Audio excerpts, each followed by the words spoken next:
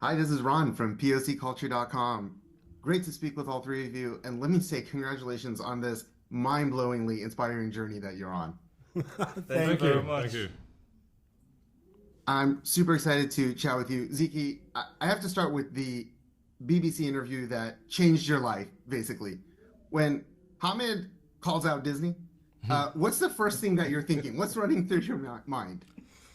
I was surprised, but not because he did it, because I know Hamid really well, and I know that's the kind of thing that he could say. But I was surprised by the fact that not only did the BBC include that in the interview, they used that as the headline. So I thought that was hilarious, and I could never have expected how the story that would unfold, because that interview actually gave us a lot of traction. It really put us on the map. So that in of itself is a huge milestone. But little do we know that it was going to be the beginning of something even more significant. Yeah, absolutely. Hamid, is that like the greatest call out in the history of all call outs? Like, did you have that in your head? You're ready to go, or was it more off the cuff? It's off the cuff. Most things, at least when I say things are pretty wild, I say a few wild things here and there. They tend to be from a place of passion, and it's just like I'm in that moment and I say it out loud. And funnily, right after I said it was something I would say. One of the things was like, that's a little more harsher than I would normally say it. There's no way they're gonna use it. That was the thought of the day. I was like, there's no way they're gonna use it. But it was something just came out organically. I think that's awesome. What were some... Tolu, I know that you started, you talked about how you and Ziki were kids and comic book geeks. What were some of the comics, anime and other stories that inspired you and just your work?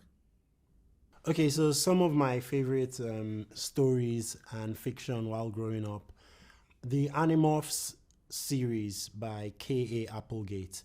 I've always loved animals, and in that series, the main characters can transform into animals, but they don't just get the body, they get the mind of the animal as well. So it's very fascinating to just go on that journey. I also loved the shonen anime of that era. So of the obvious ones, Dragon Ball, Naruto, but I'm also a very big Digimon fan. So till now, like, I really enjoy Digimon a lot for reasons I can't really explain. And then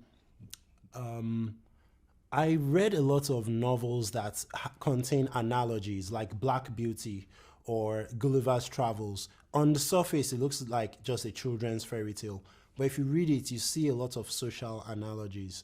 So, yeah. And not to say that any of these influenced Iwaju directly, because I did not write Iwaju. Ziki did.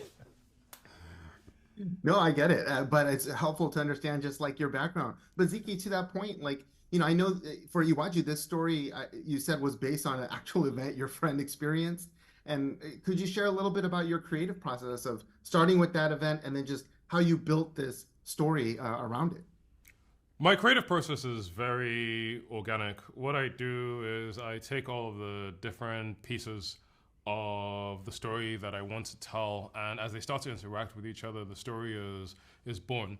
So you mentioned the anecdote of my friend that nearly got kidnapped, and then there is also the fact that as a storyteller, I always wanted to tell a story that was focused on Lagos, my hometown.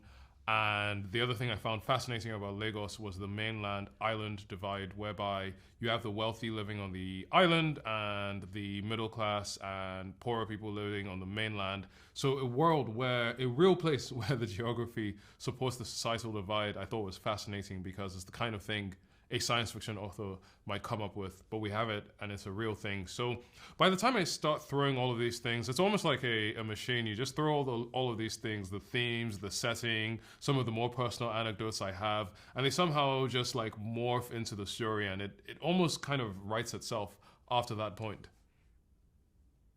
Yeah, that's fascinating. And I could feel that organic and authenticity in the story, which I appreciate. And Hamid, there's the visual language, which is so rich and so beautiful, especially like behind me, like when they go to the mainland. And how did you go about like creating that? And what was some of the important messages and themes you wanted to convey through the visuals? Yeah, so in terms of the creation process of the visuals, first of all, thank you very much. And it was pretty much, I wanted all the visuals to support the story in certain ways. And I wanted it to be almost like, I wanted a very dense world where you cannot digest it in just one glance. I wanted it to feel like a real world that the story is taking place in versus a world that was built around the characters and maybe what we wanted to do, right? I wanted to feel rich enough to where you're like, okay, there's other stories happening in this world right now too. And doing an approach like that, you have to go in certain depths, which most people will not notice. One I'll give is Otin, everybody's favorite. Everybody looks at the pattern on Otin and you look at the patterns on Tunde's clothes a lot of the time. You'll notice there is almost like a piece of Tunde's pattern on Otin itself when it comes to that, right? And then character-wise, if you look at the shapes that make up the main characters. So Tunde, all his shapes are very box-like, and his clothes make him look like a box because he's very caged into what he is, pretty much like block solid, right? And then Tola is the opposite. It's pretty much round shapes. The hair has the round ball. Her shapes are pretty much round. She has big cheeks, which was a nice coincidence around as well. But her construction are pretty much a lot of round objects. That's because round and circular, it tends to be something a bit more open, a bit more free, a bit more flowy, a bit more experimental in terms of the nature, how people see circular things. Now, Kole, who is in between Tunde and Tola, is pretty much a hexagon, which is an in-between between square and round, in that he's jaded by life, but you can see he still has a bit more optimism than Tunde has. So all those little details, I make sure I capture as many of them as possible. Normal people will enjoy just, let's say, the surface level, the beauty of it. People who kind of follow art will get the composition, get why I did the colors. They'll see the shapes in the crate, maybe it's forming that pattern over there. They get the themes. But people who come and watch it over and over again can always get extra new details in there they'll enjoy. Wow, that is fascinating. Thank you for sharing that, and it really comes through. It's beautiful. And Tolu, you've talked about how Disney shares cultures. Like you learned about other cultures from Mulan and Hercules. Like, what do you hope that audiences will learn from Iwaju about your culture? Oh, I just want them to see how wild Lagos is. I keep saying like Lagos is one of the craziest places on the planet. I don't doubt that at all. And I want people to see it because almost all the crazy stuff you see in Iwaju that characters do, they actually happen in Lagos. We didn't make them up. Yeah, we put them in the future, but we didn't make them up. So for example, people trying to sell things to a moving vehicle happens in Lagos every day in the traffic. We didn't make that up. People hawking, carrying food on their head on big trays. We didn't make that up. So I want people to just see how crazy Lagos can be. And I think that's it in a nutshell. I want people to see how wild Lagos is.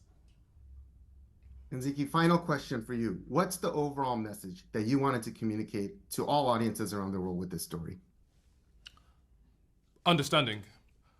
I don't have a specific agenda when it comes to storytelling. I'm the type of writer that likes to just build a world and allow people to experience it for themselves and draw their own conclusions. But one thing that I think Iwaju will help achieve is a deeper understanding of Lagosian culture, Nigerian culture, African culture, because as you mentioned with Tolu, it was through previous Disney movies that he was able to start to gain an understanding of various cultures around the world. But we haven't had many opportunities to do so with our culture. So now is an opportunity for people to immerse themselves in the world of Lagos. Couldn't agree more. I'm so excited about this, inspired by your journey, and thank you so much for your time. It's great chatting with you. Nice to meet you too. Take care.